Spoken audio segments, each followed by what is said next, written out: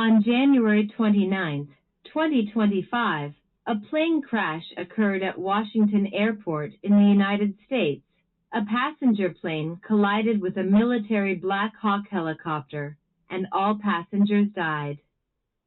The military Black Hawk helicopter actually flew at the same level as the passenger plane. There is definitely have problem with the pilots of the military Black Hawk helicopters. On January 29, 2025, a plane crash occurred at Washington Airport in the United States. A passenger plane collided with a military Black Hawk helicopter, and all passengers died. The military Black Hawk helicopter actually flew at the same level as the passenger plane.